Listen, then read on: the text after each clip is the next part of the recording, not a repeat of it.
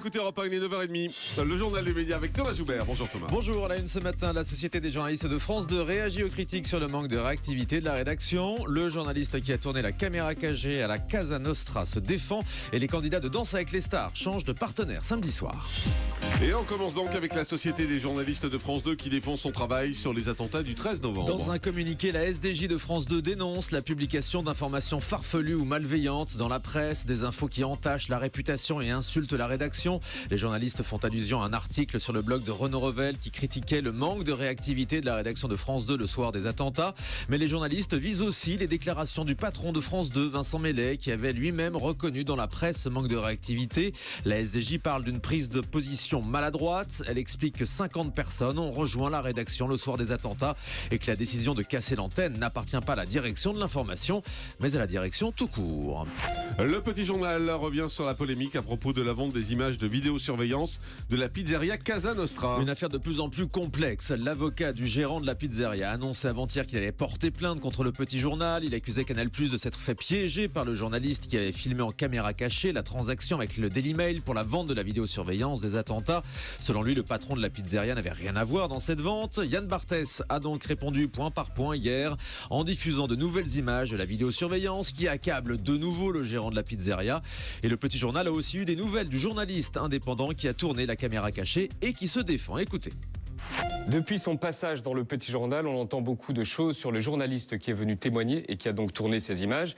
On discute avec lui par SMS depuis plusieurs jours pour qu'il réponde. Il nous a envoyé un mail dans lequel il décline notre demande d'interview pour, je cite, « ne pas alimenter cette polémique stérile », extrait de ce mail. Que l'on me reproche d'avoir pu inciter le patron de la Casa Nostra à vendre ces images de vidéosurveillance dépasse l'entendement. Preuve de ma bonne foi, j'ai fourni au Petit Journal 4 heures d'images brutes, non retouchées, non montées, toutes droit sorties de la caméra. J'aurais pu manipuler les images avant de vous les fournir si j'avais eu quelque chose à me reprocher. Faut-il simplement signaler qu'une enquête menée en caméra cachée implique des procédés que l'on peut discuter, certes, mais qui ne font pas du journaliste un complice. Voilà, la dernière phrase veut dire beaucoup de choses en même temps, donc c'est assez ambigu malgré tout. L'avocat de Franck Ribéry va porter plainte contre Closer. Hier, le site internet de Closer a révélé que le footballeur a été entendu par la police le 26 novembre dans une affaire de prostitution. Si l'avocat de Franck Ribéry confirme cette audition, il déplore en revanche la façon dont Closer a tourné ses informations.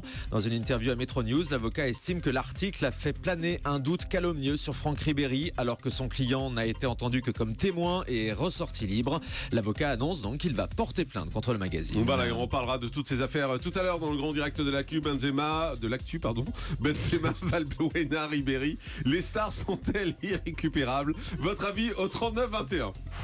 Les candidats de Danse avec les stars vont changer de partenaire samedi soir. Ouais, partenaire de danse, évidemment, sur les internautes qui ont choisi qui dansera avec qui. La production appelle ça le switch. Alors Priscilla Betty sera avec Yann Alric, Fabienne Cara avec Christian Millette, Véronique Dicker dansera avec Julien Brugel, Olivier Dion avec Denit Sound, Joy Phoenix sera avec Christophe Licata et enfin mon favori, Loïc Notet, va danser avec Candice Pascal. À noter qu'il n'y aura pas d'élimination. Ah oui, il est génial, c'est lui qui danse le mieux, Loïc Notet. À noter qu'il n'y aura pas d'élimination samedi soir.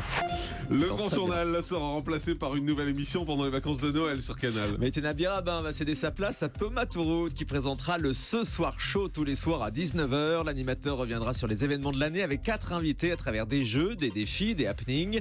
On retrouvera aussi les séquences du Gorafi et le zapping.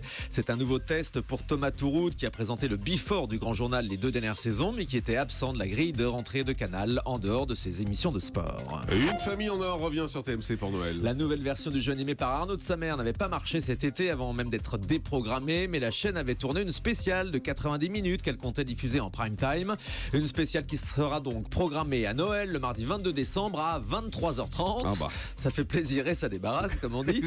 Des personnalités s'affronteront avec notamment Anne Romanoff, Hélène Ségara, Catherine Laborde, Titoff, Christophe Licata et Gilles Alma.